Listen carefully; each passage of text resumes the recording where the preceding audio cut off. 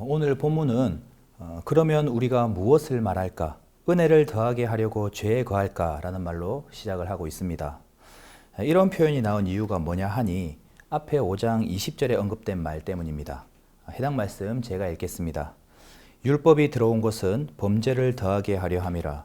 그러나 죄가 더한 곳에 은혜가 더욱 넘쳤나니. 바로 죄가 더한 곳에 은혜가 넘친다는 이 표현에 근거한 질문인 것입니다. 은혜를 더하게 하려고 죄에 머물러 있겠느냐라는 그런 말인 거죠. 이에 대해 바울은 곧바로 2절에서 그럴 수 없다라고 하면서 죄에 대하여 죽은 우리가 어찌 그 안에서 계속 살 수 있는가라고 반문을 합니다.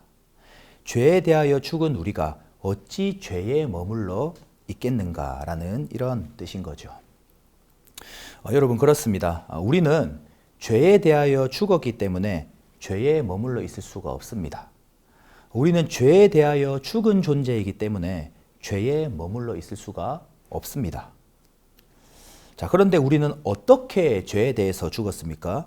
이어지는 오늘 본문에서는 세례와 연결을 짓고 있습니다. 세례. 자, 여러분 세례는 그리스도와의 연합을 뜻합니다. 자, 그리고 또 세례는 그리스도와 함께 죽었다는 것을 뜻합니다. 자, 그러니까 그리스도께서 죽으실 때 우리도 함께 죽었다는 건데, 자, 그렇다면 그리스도의 죽음은 무엇에 대한 죽음이었습니까? 네, 죄에 대한 죽음이었습니다. 자, 그러니까 그리스도께서 죽으실 때 우리도 함께 죽었다는 말은 그리스도께서 죄에 대해 죽으실 때에 우리도 죄에 대해서 죽었다는 겁니다. 이미 우리의 죄의 몸은 멸하여진 거죠. 자, 따라서 우리는 이제 본질상 죄에게 종노릇을 할 수 없는 신분이 되었다는 겁니다. 죄의 몸이 멸하여 없어진 사람이 어떻게 죄에게 종노릇을 하겠습니까? 그렇지 않습니까? 자, 그리고 우리는 그리스도와 함께 죽었을 뿐만 아니라 그리스도와 함께 살았습니다. 왜죠? 주님께서 무덤을 여시고 사망 권세를 깨뜨리시고 부활하셨고 그리스도와 연합된 우리 또한 그 부활에 동참하게 된 겁니다. 자, 그래서 그리스도와 함께 죄에 대해 죽은 우리가 그리스도와 함께 새 생명 가운데 살게 되었기 때문에 더 이상 죄에 머물러 있을 수 없는 거죠. 자, 여기까지 정리를 하면 이런 겁니다.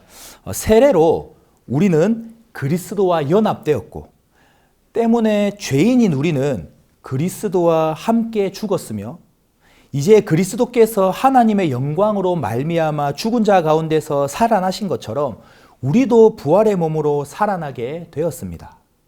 그리고 우리 몸의 부활은 아직 미래의 일이지만 이미 그리스도의 영을 통해 새 생명 가운데 살게 하셨기 때문에 더 이상 죄의 통치 아래 다시 들어가 죄의 종노릇을 할 수는 없다는 거죠. 제가 굉장히 짧게 요약해서 말씀을 드렸지만 사실 이 내용이 오늘 본문 1절부터 11절까지의 내용이고요. 오늘날 신앙생활을 하고 있는 저와 여러분들이 반드시 기억하고 새겨야 되는 내용인 줄로 압니다. 자, 어떻게 보면 참 잘 알고 있는 내용임에도 불구하고 생각하고 묵상할수록 받은 사랑과 은혜 앞에 감사하고 겸손해질 수밖에 없는 것 같습니다. 자, 그리고 이어지는 12절부터 마지막 14절까지는 신자를 향한 권면으로 마무리가 되는데요. 자, 12절에 어떤 단어로 시작을 하고 있습니까? 그러므로 라는 말로 시작하고 있습니다. 그러므로 몸의 사역에 순종하지 말고 그러므로 지체를 절대로 죄에게 내어주지 말고 그러므로 지체를 의의 무기로 하나님께 드리라 라고 이렇게 권면을 하고 있습니다. 자, 여러분 여기서 몸의 사역에 순종하지 말라라는 말씀의 원어적 의미는요. 죽어버릴 육체의 욕망에 굴복하지 마라. 그래야 죄의 지배를 받지 않을 것이다 라는 뜻입니다. 죽어버릴 육체의 욕망에 굴복하지 마라. 자, 우리 몸을 죽어버릴 육체라고 지금 이야기를 하고 있습니다. 자, 사욕이 문제가 되는 이유는요. 우리 몸이 죽어버릴 육체라는 것을 모르기 때문입니다. 어떤 욕망도 죽어버릴 육체에 딸려져 있는 것이고 모든 욕망이 육체와 함께 썩어져서 땅으로 돌아가게 됩니다. 육체가 가진 욕망도 무상한 것이라는 거죠. 자, 그래서 우리는 육체가 요구하는 사욕에 끌려다닐 필요가 없습니다. 왜냐하면 끌려다닐 만한 가치가 없기 때문이죠. 자, 그래서 오늘 본문에서 몸의 사욕에 순종하지 말라고 권면을 하고 있는 겁니다. 자, 그리고 또 어떤 권면을 하고 있습니까? 너희 지체를 의의 무기로 하나님께 드리라 라고 이렇게 권면을 하고 있습니다. 자, 우리의 몸을 불의의 무기가 아니라 죄와 투쟁하기 위한 의의 무기로 하나님께 드려야 된다는 겁니다. 자, 어려운 표현으로 설명하고 있는 것 같지만 딱 한마디로 요약을 하면은요. 오직 하나님을 위하여 살라고 권면하고 있는 겁니다. 오직 하나님을 위하여 살라.